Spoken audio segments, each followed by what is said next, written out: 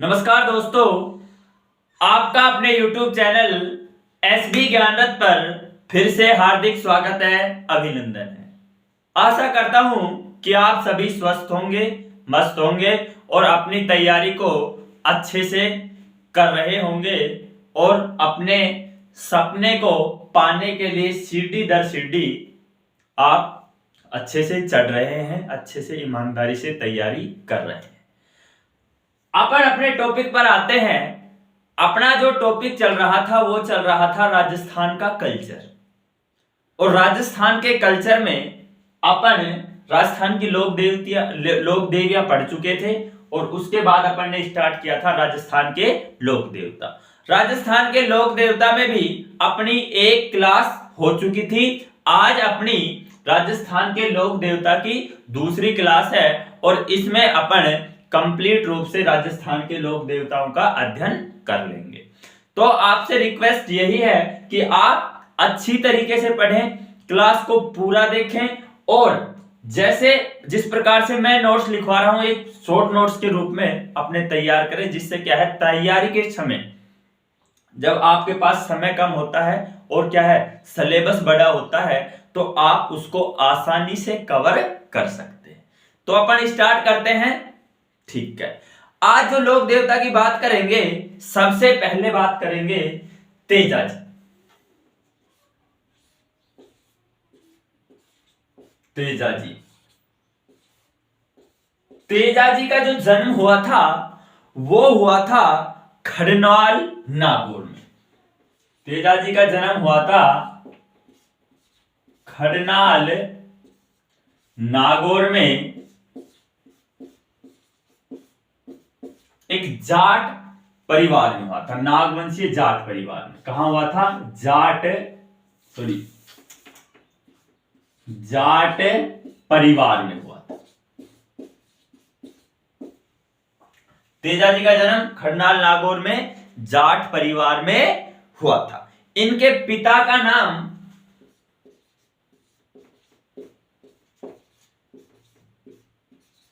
ताहड़ जाट था। तेजा जी के पिता का नाम ताहड़ जाट व माता का नाम रामकुंवरी था। माता थी इनकी राम कुंवरी व इनकी जो पत्नी का नाम था वो थी पेमल दे। तो क्या हो गया? तेजा जी का जन्म खरनाल नागौर में जाट परिवार में हुआ था। इनके पिता ताहड़ जाट थे, माता रामकुंवरी थी और पत्नी का इनका जो नाम था वो था पेमल दे। उसके बारे अब अपन तेजा जी के बारे में एक एक करके बात कर लेते हैं। तेजा जी को काला और बाला, तेजा जी को काला और बाला का देवता कहा जाता है। तेजा जी को काला और बाला का देवता कहा जाता है। तेजा जी गोरक्षक देवता है ना। तेजा जी गो रक्षक देवता के रूप में क्या कर दिए जाते हैं? पूजे जाते हैं। तेजा जी गोरक्षक देवता के रूप में पूजे जाते हैं। तेजा जी की जो मृत्यु हुई थी वो लाछा गुजरी की गायों को मृत्यु हुई थी इनकी। पहले मृत्यु का स्थान देख लेते हैं। सुरसरा गांव,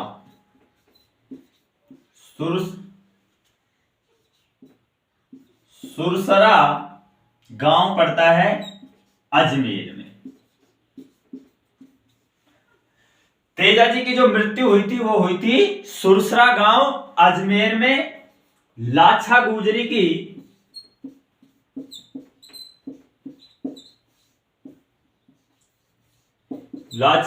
की गायों को मेरों से छुड़ाने के लिए गए थे। मेरों से छुड़ाते समय, यानी जो तेजाजी की मृत्यु हुई थी वो हुई थी सुरसरा गांव अजमेर में। लाछा गुजरी की गायों को मेरों से छुड़ाने के लिए ये युद्ध करते हुए वीर गति को प्राप्त हो गए थे। उसके बाद अपन बात करते हैं कि जो तेजाजी की मृत्यु हुई थी, तेजाजी की जो मृत्यु हुई थी वो हुई थी भाद्रपद शुक्ल दशमी को। मृत्यु कब हुई थी? भाद्रपद शुक्ल दशमी। भाद्रपद शुक्ल दशमी, इसको तेजा दशमी भी कहते हैं। तेजा दशमी भी कहते हैं। और तेजा दशमी इसी दिन भाद्रपद शुक्ल दशमी को क्या है, या तेजा दशमी को क्या है, तेजा जी का क्या भरता है? मेला भरता है। तेजा जी वैसे तो पूरे राजस्थान में पूजे जाते हैं, लेकिन तेजा जी मुख्यतः अजमेर जिले के लोक देवता हैं। ठीक है, मुख्यतः अजमेर जिले के लोक देवता हैं। अजमेर जिले के लोक देवता है, यानी अजमेर जिले में तेजा जी की मान्यता ज्यादा है। उसके बाद अब अपन बात करते हैं कि तेजा जी का जो मेला मैंने बताया था कब भरता है? भाद्रपद शुक्ल दशमी, यानी भाद्रपद शुक्ल दशमी, यानी तेजा दशमी भी कहते हैं जिसको। तो तेजा जी का जो मेला है भाद्रपद शुक्ल दशमी को पर्वतसर नागौर में भरता है। कहां पर?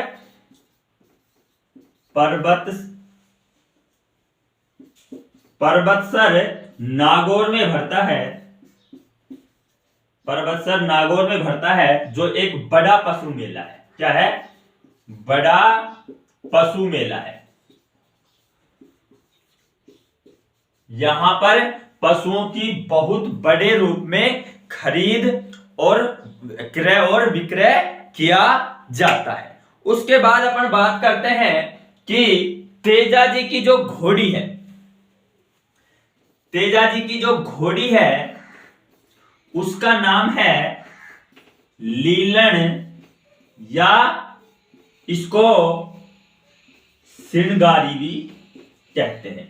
तेजा जी की जो घोड़ी है उसका नाम है लीलन या सिणगारी। और उसके बारे में अब 1 मिनट बाद में बात कर लेते हैं। पहले वापस से एक बार रिपीट करते हैं कि तेजा जी का जो जन्म हुआ था वो कहां हुआ था? खडनाल नागौर में एक जाट परिवार में। पिता तेजा जी के जो पिता थे वो थे ताहड़ जाट, माता थी राम कुंवरी और पत्नी थी इनकी पत्नी का नाम था पेमल दे। उसके बाद तेजा जी को काला और बाला के देवता के रूप में भी राजस्थान में जाना जाता है। तेजा जी गोरक्षक देवता थे। तेजा जी कैसे थे? गोरक्षक देवता थे। इनकी तेजा जी की जो मृत्यु हुई थी वो हुई थी सुरसरा गांव अजमेर में। लाछा गुजरी की गायों को मेरों से छुड़ाते समय ये मेरों से युद्ध करते हुए वीर गति को प्राप्त हो गए थे। उसके बाद भाद्रपद शुक्ल दशमी यानी तेजा दशमी को तेजा जी का विशाल मेला भरता है। उसके बाद तेजा जी मुख्यतः अजमेर जिले के क्या है? लोक देवता है। बहुत बार क्वेश्चन पूछा जाता है कि तेजा जी मुख्य रूप से किस जिले के लोक देवता हैं? तो किस जिले के हैं? अजमेर जिले के लोक देवता है। भाद्रपद शुक्ल दशमी यानी तेजा दशमी को पर्वतसर नागौर में पशुओं का एक बड़ा मेला लगता है, जहां पर बड़ी मात्रा में पशुओं का क्रय और विक्रय किया जाता है। तेजा जी की जो घोड़ी है उनका नाम है लीलन या सिणगारी। तेजा जी की जो घोड़ी है उसका नाम क्या है?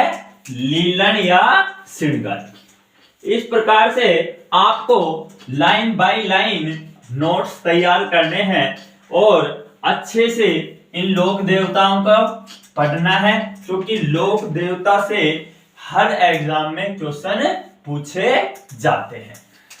और अपनी तैयारी को मजबूत करते रहना है। और इस 2024 में आपको सरकारी कि एक पोस्ट पर कब्जा करना है।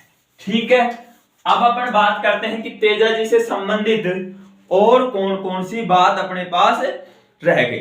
अच्छा, एक बात है कि तेजा जी की जो मान्यता है वो जाट जाति अधिक करती है। ठीक है, तेजा जी की जो मान्यता है वो जाट जाति में क्या है, अधिक होती है। अब अपन बात करते हैं कि तेजा जी के मंदिर कहां कहां पर है।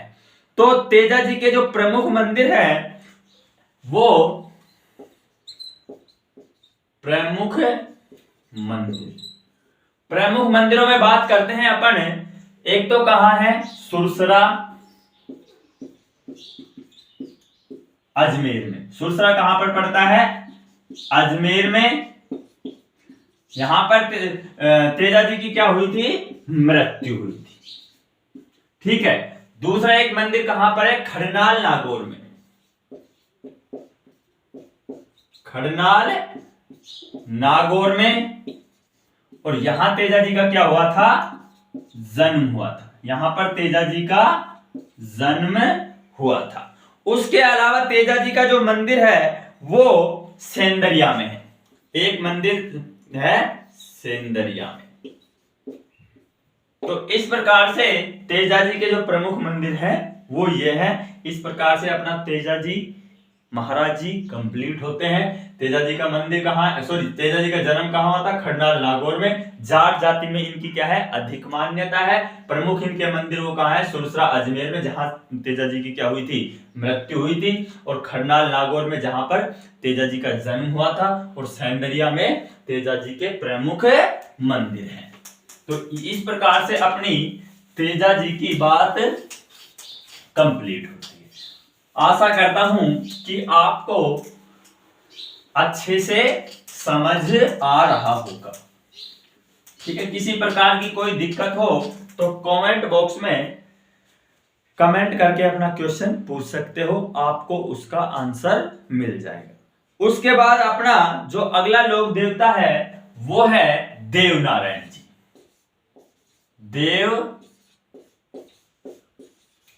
देवनारायण जी।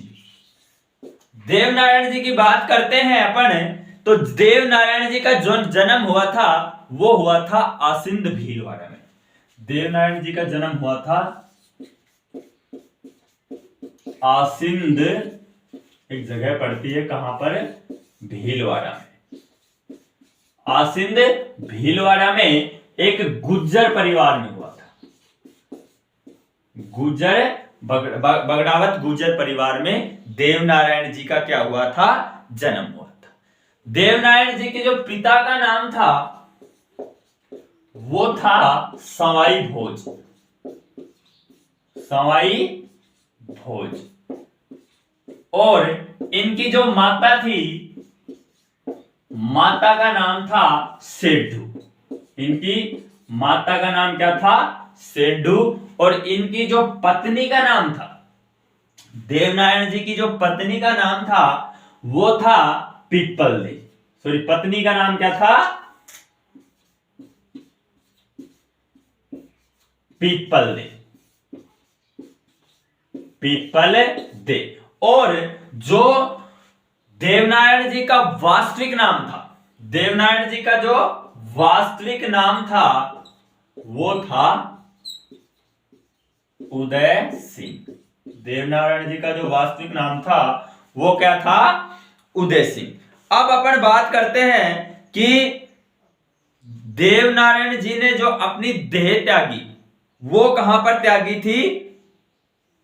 देवनारायण जी ने जो अपनी देह त्यागी थी वो त्यागी थी देवमाली ब्यावर अजमेर में। कहां पर, तो देवनारायण जी ने, यानी मृत्यु है ना, देवनारायण जी की जो मृत्यु हुई थी वो हुई थी देवमाली अजमेर में, एक जगह पड़ती है देवमाली अजमेर में। देवनारायण जी ने क्या है, अपनी देह का क्या कर दिया था, त्याग कर दिया था।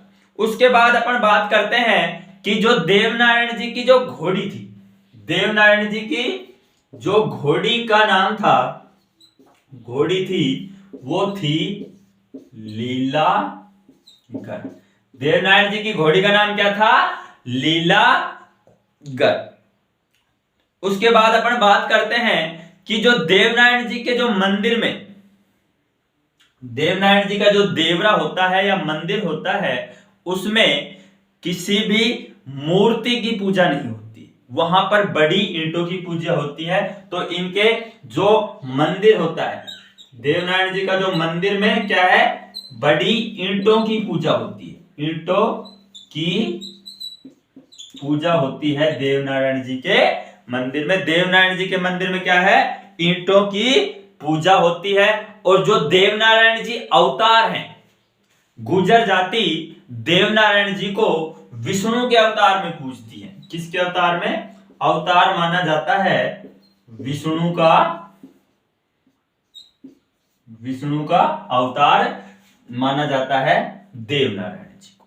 ठीक है, आ रही होगी बात समझ में। और जो देवनारायण जी की जो फड़ का वाचन होता है, यहां लिख लेते हैं, देवनारायण जी की जो फड़ है, देवनारायण जी की फड़ का जो वाचन करते हैं वो गुर्जर जाति के भोग पे करते हैं, गुर्जर जाति के भोपे करते हैं। और गुर्जर जाति के भोपे करते हैं जंतर वाद यंत्र पर। किस यंत्र पर? जंतर वाद यंत्र पर। अब आप बात करोगे कि फड़ क्या होती है। फड़ एक ऐसी कपड़े के ऊपर जो भी जिस देवता का उनकी जीवनी है, उनके गुणगान है, उनके द्वारा किए गए कार्य हैं, वो उसके ऊपर उत्तीर्णित होते हैं। और भोपे उनको क्या है, नाचते गाते हुए रात्रि जागरणों में पढ़ते हैं। ठीक है, तो देवनारायण जी की जो फड़ है वो गुर्जर जाति के भोपों के द्वारा बांची जाती है। और किस वाद्य यंत्र पर? जंतर वाद्य यंत्र पर बांची जाती है। उसके बाद अपन बात करते हैं कि जो देवनारायण जी की फड़ है, देवनारायण जी की फड़ क्या है? राजस्थान में सबसे बड़ी फड़ है, सबसे बड़ी फड़ है किसकी? देवनारायण जी की। देवनारायण जी की जो फड़ है वो राजस्थान में सबसे बड़ी फड़ है। उसके बाद अपन बात करते हैं कि देवनारायण जी का जो मेला भरता है, देवनारायण जी का जो मेला भरता है वो भरता है भाद्रपद शुक्ल 6 और 7, यानी देवनारायण जी का जो मेला भरेगा वो भरेगा भाद्रपद शुक्ल 6वीं और 7वीं को। उसके बाद अपन बात करते हैं कि जो देवनारायण जी के जो प्रमुख देवरे या मंदिर है, यानी प्रमुख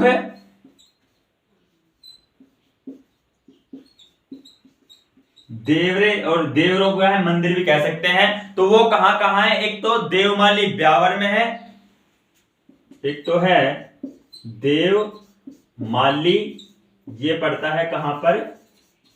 ब्यावर में। उसके बाद दूसरा पड़ता है देवधाम जोधपुरिया, देवधाम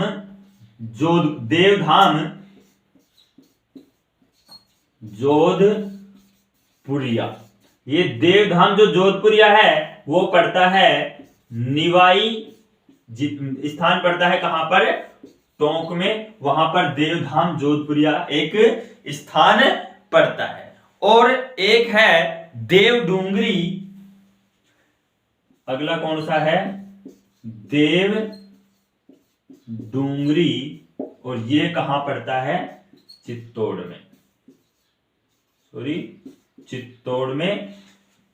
चित्तौड़ में ये स्थान पड़ता है। ठीक है, देवनारायण जी एक आरोग्य यानी वैद्य के रूप में भी काम करते थे। तो इन्होंने औषधि का जो प्रयोग किया है,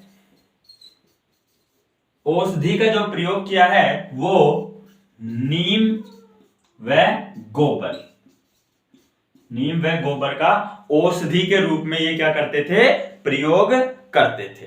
तो जो इनका देव जी का जो मूल देवरा है वो कहां है, देव जी का जो मूल देवरा है वो है गोठा दंतावाड़ा आसिंद भीलवाड़ा, यानी मूल जो देवरा है क्या है, मूल देवरा है जो देव जी का मूल देवरा कहां है, आसिंद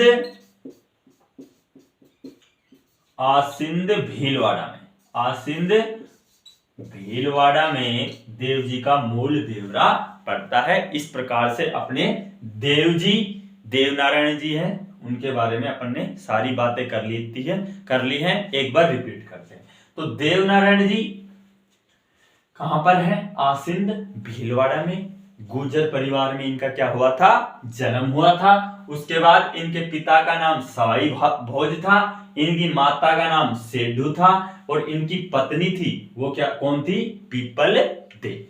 उसके बाद इनका देवनारायण जी का जो वास्तविक नाम था वो था उदय सिंह।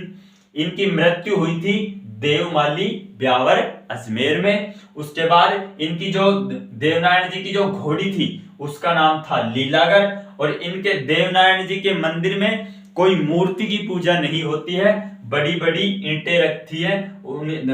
देवनारायण जी के मंदिर में बड़ी बड़ी ईंटों की क्या होती है, पूजा होती है, कोई मूर्ति नहीं है। उसके बाद गुर्जर जाति देवनारायण जी को विष्णु के अवतार के रूप में पूजती है। देवनारायण जी एक रोगों का इलाज करते थे और अपनी औषधि के रूप में नीम व गोबर का प्रयोग किया करते थे। उसके बाद बात करते हैं कि जो फड़ है, देवनारायण जी की जो फड़ है वो गुर्जर जाति के भोपों के द्वारा जंतरवाद यंत्र पर बांची जाती थी।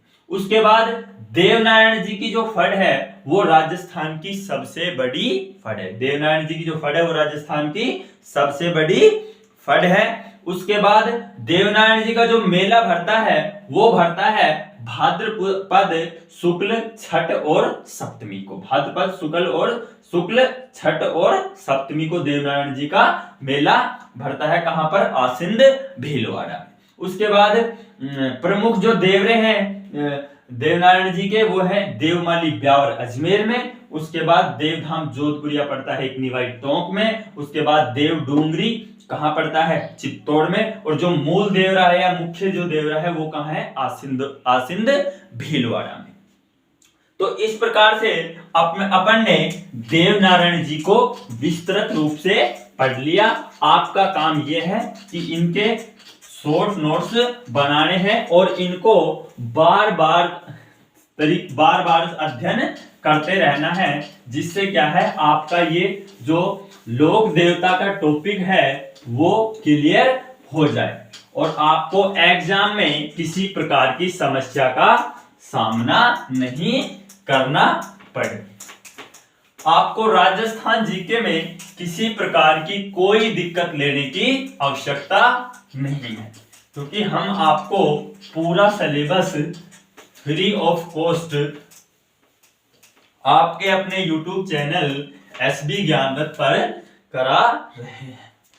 उसके बाद जो अपना अगला लोक देवता है उनका नाम है हड़बूजी।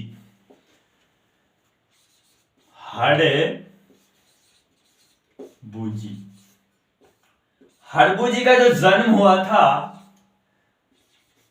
हड़बूजी का जो जन्म हुआ था वो हुआ था भुंडोल गांव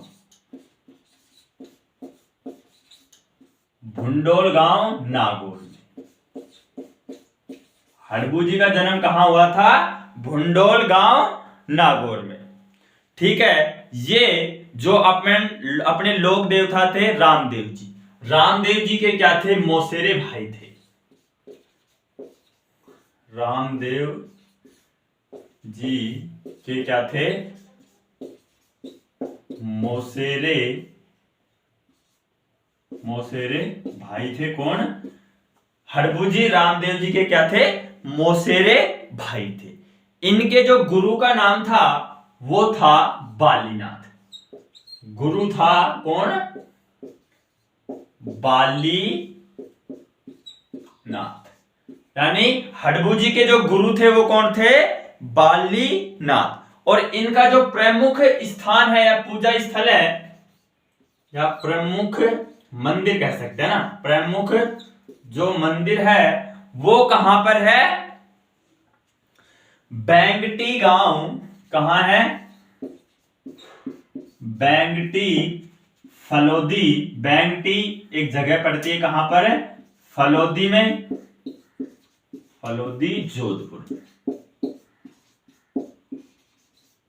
अच्छा, हडबू जी का जो प्रमुख मंदिर है वो कहां है? बेंगटी फलोदी जोधपुर में। इनका जो पुजारी होता है, पुजारी होता है वो होता है सांखला राजपूत। सांखला राजपूत।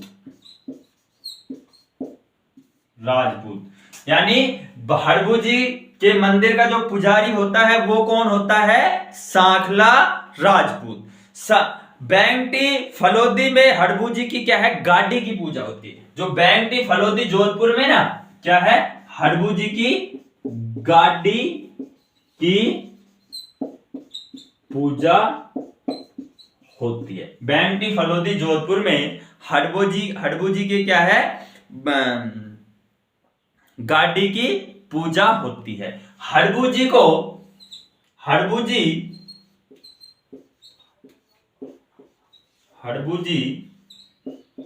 शकुन शास्त्र के ज्ञाता थे। ठीक है ना। जो अपने लोक देवता हडबू जी थे वो क्या थे? शकुन शास्त्र के ज्ञाता थे। और इनका जो वाहन था, हडबू जी का जो वाहन था वो था सियार। हडबू जी का जो वाहन था वो क्या था?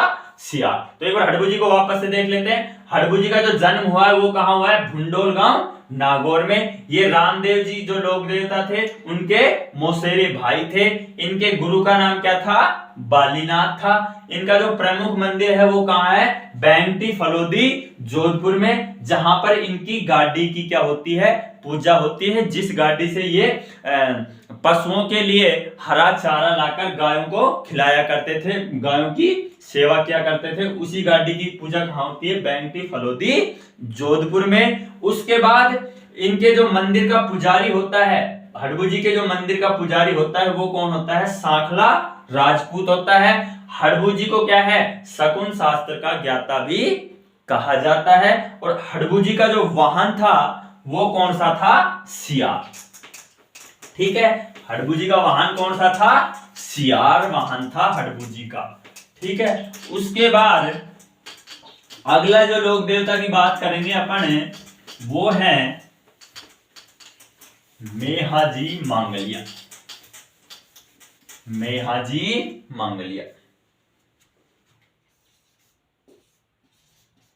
मेहाजी मांगलिया। अगले जो लोक देवता है वो कौन है? मेहाजी मांगलिया। और मेहाजी मांगलिया का जो प्रमुख स्थान है वो एक जगह पड़ती है बापनी जोधपुर में। बापनी जोधपुर में मेहाजी का प्रमुख स्थान है। मेहाजी मांगलिया है वो सभी क्या है? सभी मांगलियों के इष्ट देव हैं। इष्ट देव हैं कौन? मेहाजी मांगलिया है वो सभी मांगलियों के क्या है? इष्ट देव हैं। और इनका जो मेला लगता है, मेहाजी मांगलिया का जो मेला लगता है वो लगता है भाद्रपद कृष्ण नवमी। भाद्रपद कृष्ण नवमी को मेला लगता है किनका? मेहाजी मांगलिया। यानी भाद्रपद कृष्ण नवमी को क्या होती है? कृष्ण जन्माष्टमी। कृष्ण जन्माष्टमी के दिन मेहाजी मांगलिया का क्या लगता है, मेला लगता है। ऐसा माना जाता है कि जो मेहाजी मांगलिया की पूजा करते हैं उनके वंश में क्या नहीं होती है, वृद्धि नहीं होती, वंश में वृद्धि नहीं होती है। ठीक है, मेहाजी मांगलिया का जो प्रमुख स्थान है वो कहां है, बापड़ी गांव जोधपुर में। सभी मांगलियों के क्या है, ये इष्ट देव है। और इनका जो मेला लगता है वो लगता है भाद्रपद कृष्ण नवमी यानी जन्माष्टमी को। और ऐसा माना जाता है कि जो मेहाजी मांगलिया की पूजा करते हैं मंदिर में उनके वंश में क्या नहीं होती, वृद्धि नहीं होती है। तो इस प्रकार से अपना जो अगला लोक देवता था मेहाजी मांगलिया वो भी क्या हो गया, कंप्लीट। इसमें मेहाजी मांगलिया में एक चीज और रह गई है ना, इनके घोड़े का नाम था, मेहाजी मांगलिया के घोड़े का नाम किरण काबरा था। हाँ ये रह गया काबरा। मेहाजी मांगलिया के जो घोड़े का नाम था वो क्या था, किरण काबरा। ये भी याद रखना, मेहाजी मांगलिया के जो घोड़े का नाम था वो क्या था, किरण काबरा। उसके बाद अपन अगले लोक देवता की बात करते हैं, वीर कल्ला राठौड़। वीर कल्ला राठौड़, इनके पिता थे वो तो थे राव दूता, और इनकी जो चचेरी बहन थी, चचेरी बहन, उनका नाम था मीराबाई। मीराबाई यानी मीराबाई इनकी क्या थी, वीर कल्ला राठौड़ की चचेरी बहन थी। कौन थी, मीराबाई। और इनके जो गुरु थे, वीर कल्ला राठौड़ के जो गुरु थे वो थे भैरवनाथ। भैरवनाथ ये कब सामने आए, वीर कल्ला राठौड़, जब चित्तौड़गढ़ दुर्ग का तीसरा शाखा कब हुआ था, चित्तौड़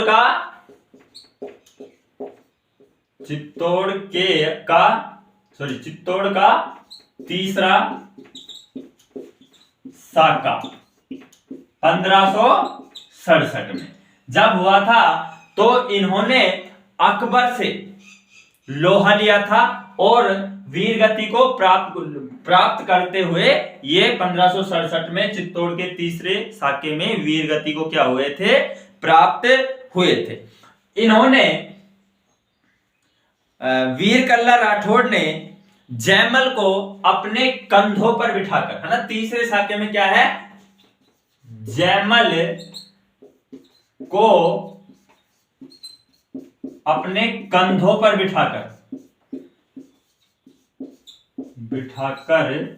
युद्ध किया था।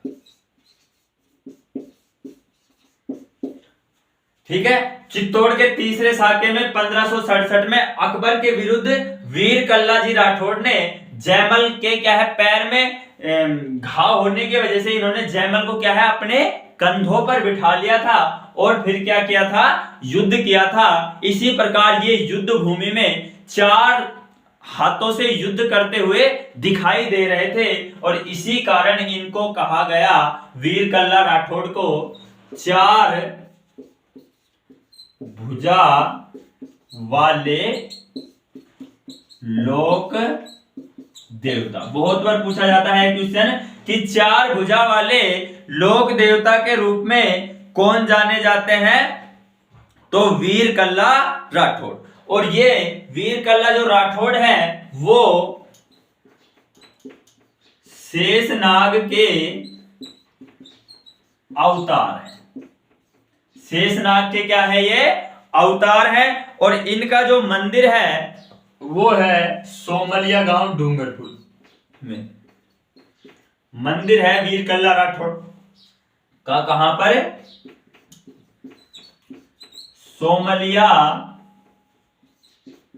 गांव डूंगरपुर में। सोमलिया गांव डूंगरपुर में वीर कल्ला राठौड़ का क्या है, मंदिर है। और वीर कल्ला राठौड़ की जो छतरी है, वीर कल्ला राठौड़ की जो छतरी है वो कहां बनी हुई है, चित्तौड़ दुर्ग में।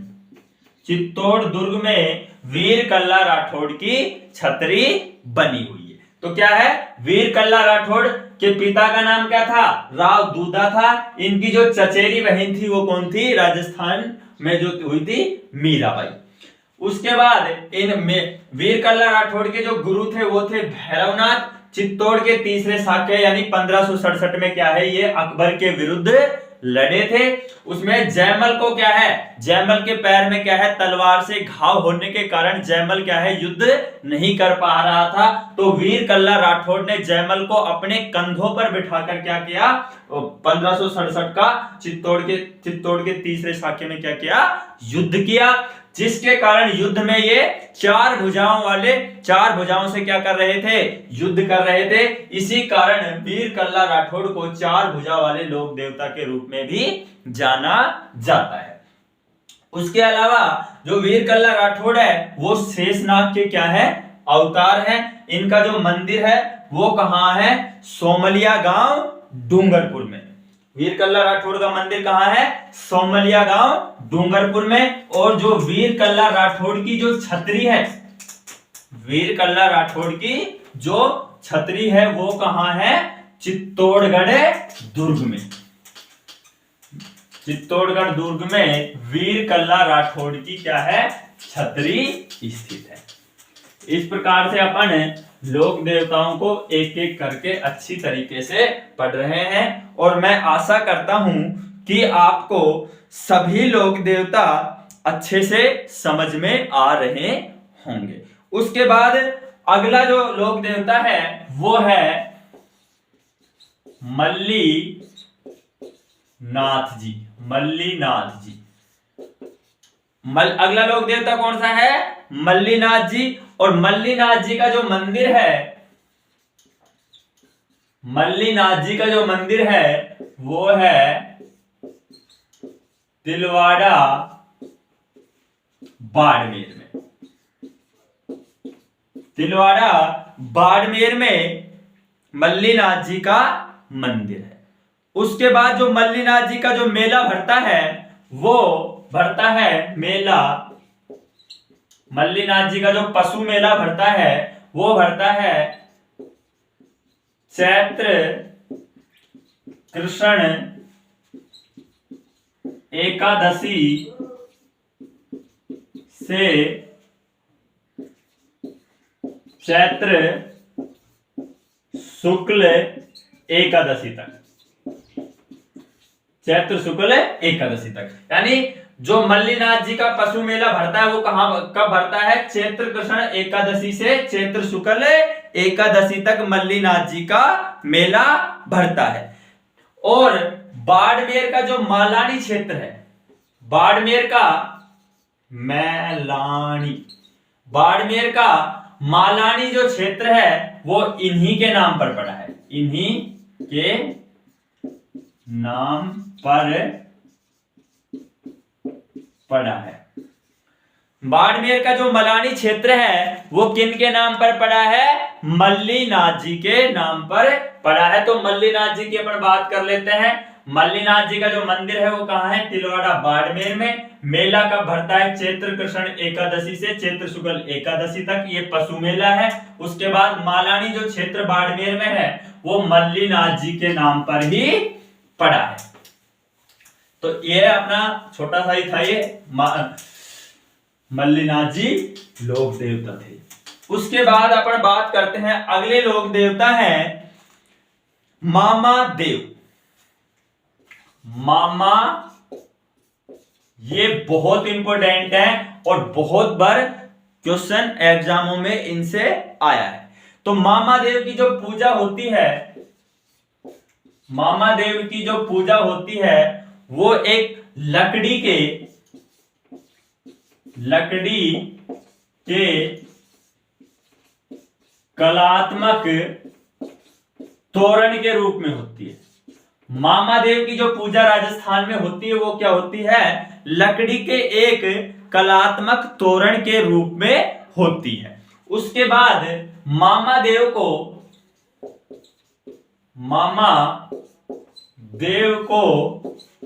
बरसात का देवता माना जाता है। बरसात का देवता माना जाता है। मामादेव को क्या है? बरसात का देवता माना जाता है। और मामादेव को प्रसन्न करने के लिए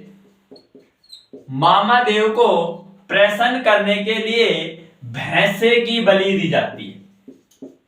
मामादेव को प्रसन्न करने के लिए भैंसे की बलि दी जाती है। तो क्या है? मामादेव की जो पूजा राजस्थान में होती है वो होती है लकड़ी के कलात्मक तोरण के रूप में। मामादेव को क्या है? बरसात का लोक देवता माना जाता है। और इनको प्रसन्न करने के लिए भैंसे की क्या दी जाती है? बलि दी जाती है। उसके बाद अपन बात करते हैं, अगला जो लोक देवता है वो है तल्लीनाथ जी। तल्लीनाथ जी। तल्लीनाथ जी का जो प्रमुख स्थान है वो है कहां पर? पांचोटा गांव जालोर। तल्लीनाथ जी का जो प्रमुख स्थान है वो है पांचोटा जालोर में। पांचोटा जालोर में तल्लीनाथ जी का प्रमुख स्थान है। इनका जो मंदिर है वो भी कहां पर है? पांचोटा गांव जालोर में। उसके बाद इनके जो मंदिर के चारों ओर, तल्लीनाथ जी के जो मंदिर के चारों ओर जो वृक्षों का जाल बिछा हुआ है या जो जंगल है, तल्लीनाथ जी के मंदिर के चारों ओर जो जंगल है उसको ओयन कहते हैं। क्या कहते हैं? ओयन कहते हैं। और कोई भी लोग क्या है? इन वृक्षों में से, इन जंगलों में से क्या है? वृक्ष को नहीं काटते हैं। उसके बाद अब अगला जो लोक देवता है वो अपन बात करते हैं आलम जी। आलम जी। आलम जी लोग देवता हैं वो बाड़मेर जिले में पड़ते हैं। राढ़धरा क्षेत्र पड़ता है, एक राढ़धरा क्षेत्र बाड़मेर में पड़ता है। वहां इनका मंदिर है। इनका आलम जी का मंदिर है। उसके बाद इनका जो थान है वो कहां पर है? आलम जी के धोरों में। क्या है? इनके जो थान है वो कहां पर है? आलम जी के धोरे। आलम जी के धोरे। हाँ, ये छोटे छोटे लोक देवता हैं। इनमें से कई बार क्या है? क्वेश्चन बन जाता है, इसलिए अपन देख लेते हैं। देखो, मामादेव जी की पूजा होती है लकड़ी के कलात्मक तोरण के रूप में। मामादेव जी बरसात के देवता हैं और इनको प्रसन्न करने के लिए क्या है? भैंसे की बलि दी जाती है। उसके बाद अपन बात करते हैं तल्लीनाथ जी। तल्लीनाथ जी मंदिर कहाँ है? पांचोटा गांव जालोर में। और इनके जो मंदिर के चारों ओर जो जंगल पाया जाता है उसको क्या कहा जाता है? ओयन कहा जाता है। कोई भी लोग इन जंगलों में से लकड़ी नहीं काटते हैं। उसके बाद आलम जी जो है वो राढ़धरा क्षेत्र बाड़मेर में है और आलम जी के धोरों में इनका क्या है? मंदिर है। कई बार इन लोक देवताओं से भी क्या है? क्वेश्चन बन जाता है। तो अपन किसी भी लोक देवता को छोड़ नहीं रहे हैं, क्योंकि एग्जामिनर का नहीं पता कहां से क्वेश्चन निकाल के दे दे। तो अपन को पूरी चीजें क्लियर करके जानी है। अगला जो लोक देवता है वो है भूरिया बाबा।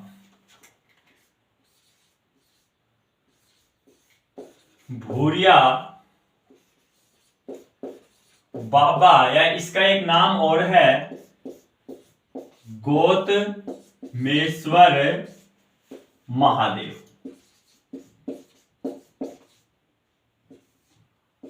भूरिया बाबा या गोतमेश्वर महादेव, इनका जो प्रमुख स्थान है वो कहां है?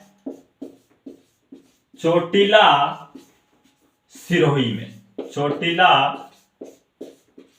सिरोही में भूरिया बाबा या गौतमेश्वर महादेव का प्रमुख मंदिर है। भूरिया बाबा या गौतमेश्वर जो महादेव हैं वो मीणाओं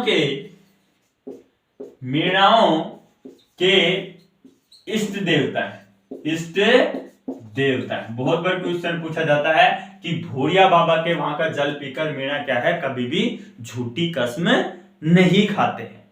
उसके बाद अगला जो लोक देवता है भोमिया जी, भोमिया जी। अगला लोक देवता कौन सा है, भोमिया जी। यह जो लोक देवता है राजस्थान के गांव में भूमि पूजन के लिए भूमि रक्षक देवता माना जाता है। क्या है, राजस्थान में भूमि रक्षक देवता कौन है, राजस्थान में भूमि रक्षक देवता कौन सा है, भोमिया जी महाराज। उसके बाद एक लोक देवता और बच रहा है, वो उसमें से कई बार क्वेश्चन पूछा जाता है। अगला है डूंगर जी व जवाहर जी। डूंगर जी व जवाहर जी भी शेखावाटी क्षेत्र में लोक देवता के रूप में पूजे जाते हैं। शेखावाटी क्षेत्र में, शेखावाटी क्षेत्र में। तो डूंगर जी जवाहर जी जो है वो शेखावाटी क्षेत्र में लोक देवता के रूप में पूजे जाते हैं। ये दोनों डूंगर जी और जवाहर जी क्या करते थे, धनी लोगों को लूटकर, क्या है, धनी लोगों को लूटकर इनसे जो लूटा हुआ जो माल था वो किस में बांट देते थे, गरीबों धनी लोगों से माल लूटकर गरीबों में बांट देते थे। और इसी कारण क्या है, ये लोग शेखावाटी क्षेत्र के क्या है, लोक देवता कहलाए। उसके अलावा 1800 डूंगर जी जो और जवाहर जी की जो 1857 की जो क्रांति हुई थी, 1857 की क्रांति में इन दोनों की महत्वपूर्ण भूमिका थी। महत्वपूर्ण भूमिका थी किसकी, भूमिका थी किसकी, डूंगर जी और जवाहर जी की। और एक क्वेश्चन बहुत बार पूछा जाता है कि डूंगर जी और जवाहर जी ने 1847 में नसीराबाद छावनी को लूटा था। नसीराबाद छावनी को लूटा था। बहुत बार क्वेश्चन पूछा जाता है तो ना, 1847 में नसीराबाद छावनी को किसने लूटा था, डूंगर जी और जवाहर जी ने। तो भूरिया बाबा या इनका नाम क्या है, गौतमेश्वर महादेव। इनका प्रमुख मंदिर कहाँ है, चोटिला सिरोही में। ये मीणाओं के क्या है, इष्ट देवता है। मीणा जी इनके मंदिर का पानी पीकर क्या है, कभी भी झूठ नहीं बोलते। अगला है भोमिया जी। भोमिया जी पूरे राजस्थान में भूमि रक्षक देवता के रूप में पूजे जाते हैं। अगला है डूंगर जी व जवाहर जी। डूंगर जी और जवाहर जी शेखावाटी क्षेत्र के प्रमुख लोक देवता के रूप में पूजे जाते हैं, क्योंकि ये जो धनी लोग थे, क्या जो धनी लोग थे उनका धन लूटकर ये क्या है, गरीबों में बांटते थे। इसलिए डूंगर जी और जवाहर जी को क्या है, शेखावाटी क्षेत्र में लोक देवता के रूप में पूजा जाता है। उसके बाद 1857 की क्रांति में डूंगर जी व जवाहर जी की बहुत महत्वपूर्ण भूमिका रही थी। और 1847 में डूंगर जी और जवाहर जी ने नसीराबाद छावनी को क्या कर था, लूटा था और उसके लूटा हुआ माल गरीबों में बांटा था। इस प्रकार से अपने लोक देवताओं का टॉपिक कंप्लीट होता है। और मैं मानता हूं कि किसी भी एग्जाम में लोक देवता से जो भी क्वेश्चन आएगा तो अपनी इस 2 क्लास से ली है अपन ने लोक देवताओं की, कोई भी क्वेश्चन इससे बाहर नहीं जाएगा। इसलिए ईमानदारी से क्लास को पूरा लें और अच्छे से पढ़ें और नोट्स बनाएं और बार बार उसका रिवाइज करें, जिससे क्या है एग्जामिनर किसी भी प्रकार से आपसे क्वेश्चन पूछ ले, आपका क्वेश्चन गलत ना हो और आपके जो माँ बाप का सपना है वो पूरा जरूर हो, उसमें कोई खलल ना आए। इसलिए ईमानदारी से पढ़ें।